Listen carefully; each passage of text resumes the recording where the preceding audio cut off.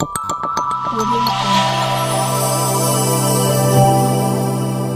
Jungle. ವಿಶೇಷ ಚೇತನರ ವಾರ್ತೆಗೆ ಸ್ವಾಗತ. ಸ್ನೇಹಿತರೆ, ಬಹಳ ಜನ SSLC PUC ಮುಗಿಸ್ಕೊಂಡು ಉದ್ಯೋಗವನ್ನು ನೋಡ್ತಾ ಇರ್ತೀರ. ಅಂದರೆ ನಾನು ಯಾವುದಾದ್ರೂ ಒಂದು ಉದ್ಯೋಗವನ್ನು ಮಾಡಬೇಕು ಅಂತೇಳ್ಬಿಟ್ಟು ಕಾಯ್ತಾ ಇರ್ತೀರ. ಅವರಿಗೊಂದು ಬ್ರೇಕಿಂಗ್ ನ್ಯೂಸ್ ಬಂದಿದೆ. ಎಲ್ಲರೂ ಹೇಳುವ ಹಾಗೆ ಉದ್ಯೋಗಂ ಪುರುಷ ಲಕ್ಷಣಂ ಅನ್ನುವ ಹಾಗೆ ಎಲ್ಲರೂ ಕೂಡ ಒಂದು ಉದ್ಯೋಗವನ್ನು ಮಾಡ್ತಾ ಇದ್ರೇ ಈ ಜೀವನ ಮಾಡೋಕ್ಕೆ ಸಾಧ್ಯ.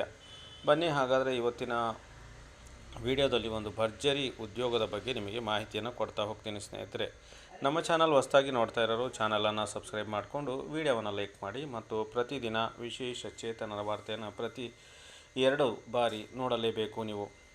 ಇವತ್ತು ಉದ್ಯೋಗ ವಾರ್ತೆಯಲ್ಲಿ ಕೇವಲ SSLC ಪಾಸ್ ಆಗಿರೋವರಿಗೆ ಒಂದು ಸಿಹಿ ಸುದ್ದಿ ಇದೆ. ಸ್ನೇಹಿತರೆ, 10ನೇ ತರಗತಿ ಪಾಸಾದವರಿಗೆ ಸಿಹಿ ಸುದ್ದಿ. ಗುಪ್ತಚರ ಇಲಾಖೆ IB ಭದ್ರತಾ ಸಹಾಯಕ ಕಾರ್ಯನಿರ್ವಾಹಕ ಹುದ್ದೆಗಳ ನೇಮಕಾತಿಗಾಗಿ ಕಿರು ಅಧಿಸೂಚನೆಯನ್ನು ಹೊರಡಿಸಲಾಗಿದೆ.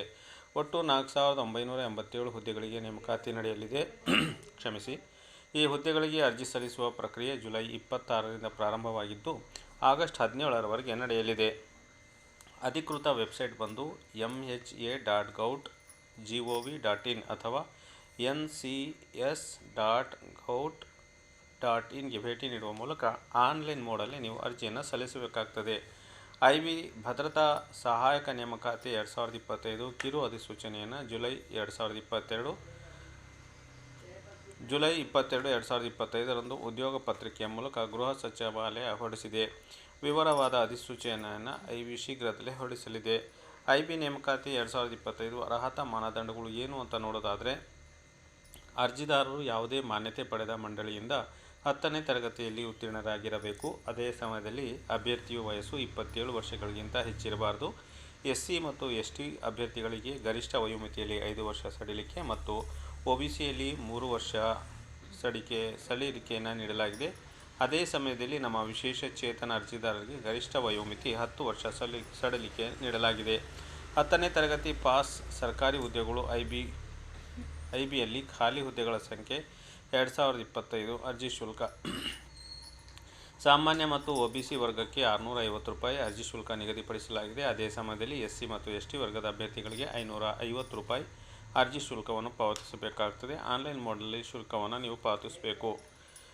ಅರ್ಜಿಯನ್ನು ಹೇಗೆ ಸಲ್ಲಿಸುವುದು ಅಂತ ನೋಡೋದಾದರೆ, ಅಧಿಕೃತ ವೆಬ್ಸೈಟ್ ncs.gov.inಗೆ ಭೇಟಿ ನೀಡಬೇಕು. ಭದ್ರತಾ ಸಹಾಯಕ ನೇಮಕಾತಿ 2025 ಲಿಂಕನ್ನು ನೀವು ಕ್ಲಿಕ್ ಮಾಡಬೇಕು. ಈಗ ನೋಂದಾಯಿಸಿ ಮತ್ತು ಫಾರಂ ಅನ್ನು ಭರ್ತಿ ಮಾಡಿ ಎನ್ನುವ ಶೀರ್ಷಿಕೆ ಕಾಣುತ್ತದೆ. ದಾಖಲೆಗಳನ್ನು ಅಪ್ಲೋಡ್ ಮಾಡಬೇಕು. ಅಂದರೆ ಮೊದಲೇ ನೀವು ದಾಖಲೆಯನ್ನು GP ಮೋಡಲ್ಲಿ ಎಲ್ಲ ಸ್ಕ್ಯಾನ್ ಮಾಡಿಟ್ಕೋಬೇಕಾಗ್ತದೆ.